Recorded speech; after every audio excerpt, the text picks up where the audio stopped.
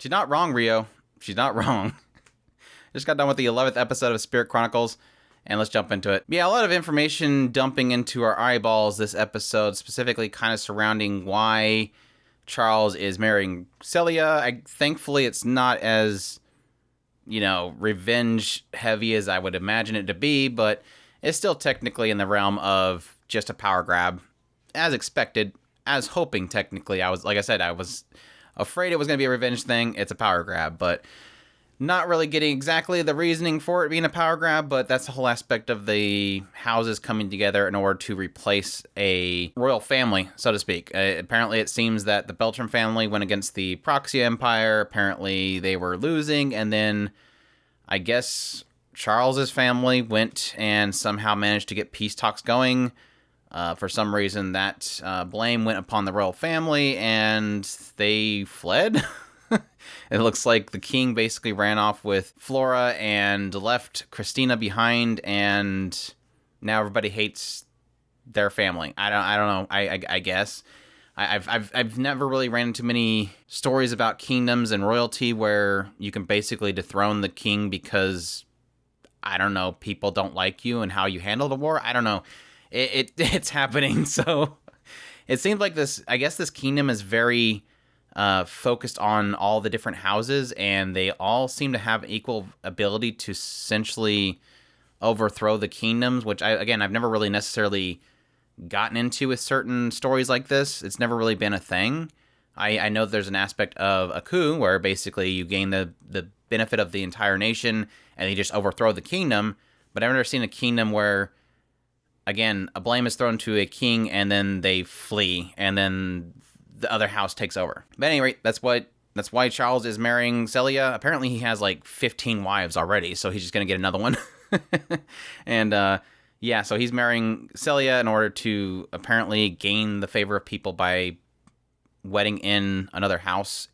Again, sure. Apparently her father is still in talks with the royal family, and that seems to be something that Charles is not too happy about. But yeah, Charles is kind of, in a threatening way, keeping her father in check, while at the same time going forward with this wedding that's supposed to happen the next day. And all the while, Rio in the background is trying to figure out what's happening. Eventually, he does go meet Celia in face-to-face, and this is where we get, this great moment where Celia's like, he's like, oh no, hey, yeah, it's been a long time. Oh yeah, you've gotten so big and so strong and so beautiful. And yay, Rio, you're so handsome. And then after this, pretty much he asks, yeah, are you being forced to do this?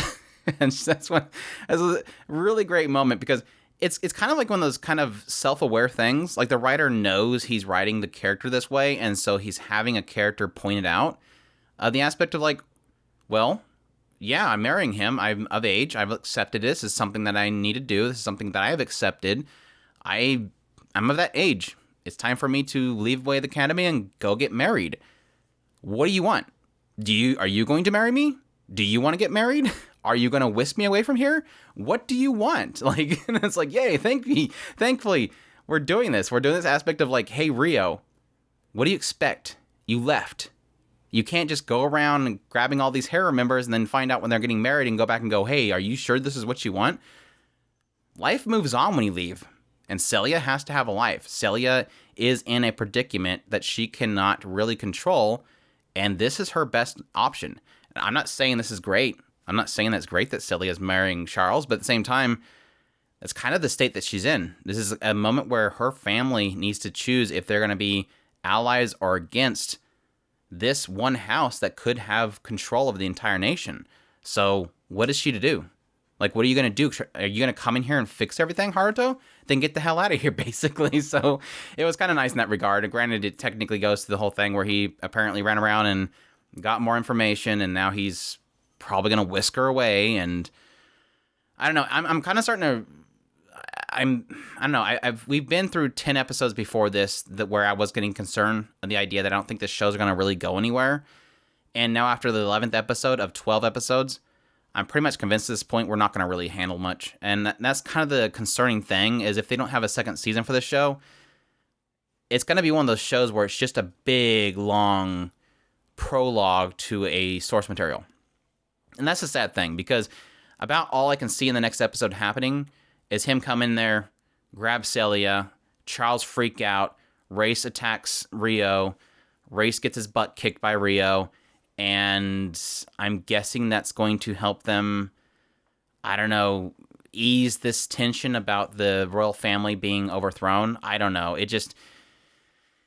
Rio comes in and saves the day, and then somehow that means the royal family can come back into the Beltram kingdom, and then we kind of move on. That's about all I can see it happening. I do see there being an aspect of, if Rhys has a lot of say-so in the Proxia Empire, then that might be a thing of, well, if he knocks out Race, they realize that Race was working for Charles, and then that just ruins the name of the Arbor family.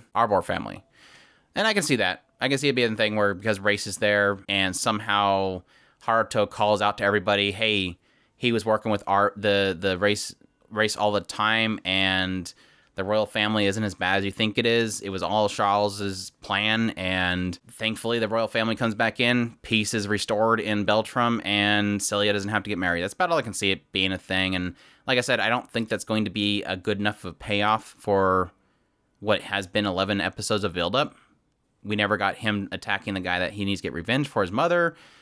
We just got his whole history. We got him powering up like crazy, and then one fight. That doesn't necessarily mean the life and death of a lot of people. But it was funny having this whole moment where just Charles comes up so.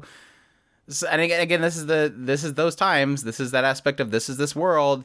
There is, polygamy here, but yeah, just him like casually walking up with like, what is it, 7 women? These are all my wives. Get to know each other. Ha ha ha. And then they're like comes up there and they just start establishing the pecking order with Celia, and yeah, that was a little bit awkward and uncomfortable, but sure, okay. But like I said, I think the great thing about this episode was that moment where Celia really kind of shoves it back in Rio's face, because that's the conflict that you always have with these situations. Like I mentioned, for most of these impressions, ever since probably the moment that he left Latifa behind, was this establishment of him going to all these locations and then leaving people behind that he cares about, and then coming back and trying to fix them.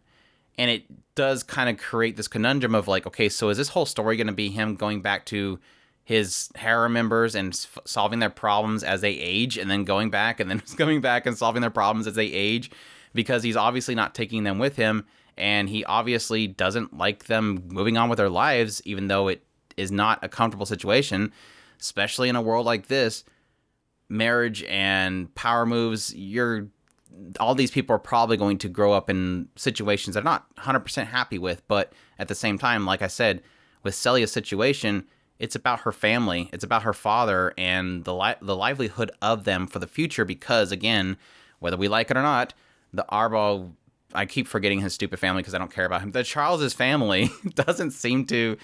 It is basically doing a power grab. They are going to be taking over this nation. And what side are you going to be on when that big fallout happens? Because obviously, the Huguenot family left. Apparently, they just ran off. And I'm sure it's going to come down to a thing where, through what Race has done or something, it put Flora and her family, her father, in danger. And he felt the only way that he could save his daughter is to get the heck out of there.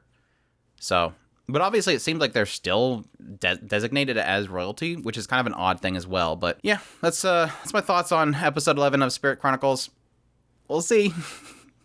I'm sure I'll have a lot of questions and discussion to kind of get into when we get to that final episode, which is going to be next week. So definitely look forward to that. Hope you guys enjoy me for that one. Hope you guys enjoyed this video. If you did, leave a like down below, comment, let me know what you thought of the episode. Subscribe if you haven't already. Share this video if you can. Support us on Patreon if you can. We definitely appreciate it. And y'all take care.